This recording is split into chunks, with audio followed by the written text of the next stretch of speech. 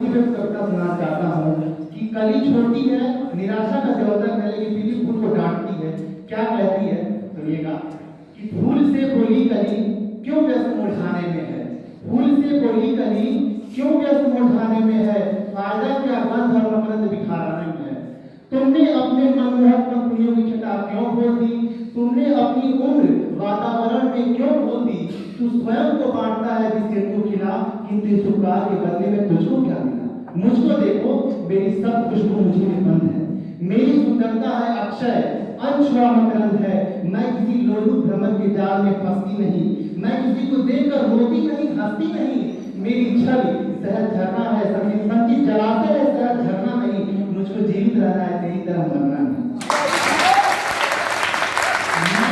कांटों में पली थी दुनिया तक सोती रही। जितने भी स्वार्थी लोग होते हैं यही दलील देते हैं दुनिया ने हमारे लिए क्या किया कि हम दुनिया के लिए करें। यही कह रही है कि मैं जब कांटों में पली थी दुनिया तक सोती रही, मेरी ही क्या या किसी की भी कभी होती नहीं। ऐसी दुनिया के लिए मेला लगाओ किस लिए, स्वार्थी समुदाय का मेला लगाओ किस लिए। तो फूल का जवाब सुन लीजिएगा, वही कविता का आशय है कि फूल उस नादान की वाचालता पर चुप रहा, फिर स्वयं को देखकर भोली कली से यूं कहा कि जिंदगी सिद्धांत की सीमाओं में बढ़ती नहीं, ये वो पूंजी है जो वैसे बढ़ती है घटती नहीं। 4 दिन की जिंदगी खुद को दिए तो क्या दिए, बात तो तब है जब मर जाए औरों के लिए। और आराम की पूछो तो मृत्यु में आराम है, जिंदगी कठिनाइयों से जूझने का नाम है। जितना तुम दोगे समय उतना सजोएगा तुम्हें, जितना तुम दोगे समय उतना सजोएगा तुम्हें। पूरे भुवन में पवन कंधों पे ढोएगा तुम्हें, चांदनी अपने तुषारे में सुनाएगी तुम्हें। ओस मुक्ताहार मोती सोटे में पिघाएगी तुम्हें, धूप अपनी उंगलियों से गुदगुदाएगी तुम्हें। तितलियों की रेशमी शहर जलाएगी तुम्हें। गंध उपवन की विरासत है, इसे संचित न कर, बांटने के सुख से अपने आप को वंचित न कर।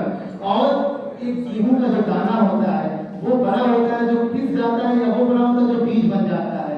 तो वही कहता हूँ कि यह सजोने का मजा है तो बिखराने में है, और जिंदगी की सार्थकता बीज बन जाने में है। दो उद्देश्य होते हैं, एक उद्देश्य होता है कि अगर हम जीवित हैं तो संसार में किस रूप में याद किए जाते हैं, और दूसरा उद्देश्य ये है कि मरने के बाद क्या हमें लोग याद करेंगे। तो वही कहता हूँ कि सांस खींचने से पूर्व ठीक से विचार लो कि सांस धारने की कौन नीति होनी चाहिए। मान या गुमान अभिमान का हो भाव, किंतु कर्म में मनुष्यता प्रतीत होनी चाहिए। कांच के खिलौने जैसी छुरी हुई जिंदगानी बड़ी सावधानी से व्यतीत होनी चाहिए। और भूल करना है तो मनुष्य का स्वभाव, किंतु भूल में तो भावना पुनीत होनी चाहिए। और अंतिम पंक्ति यही है कि वाटिका में भांति भांति के अनेक पुष्प भूल भूल जाते निज गर्भ और गुमान में। कोई कोई देवता के शीश पे विराजता है, कोई सूख जाता फूलते ही बियाबान में। हमारा शरीर 5 तत्वों से मिलकर बना, जिसे पावर ग्रंथ मीरा बोलते हैं। तो 5 पंखुड़ी की देह का भविष्य कौन कहे, धूलि बन जाना इसे विध के विधान में। किंतु वंदनीय पुष्प है वही जो छोड़ जाए बीज वसुधा में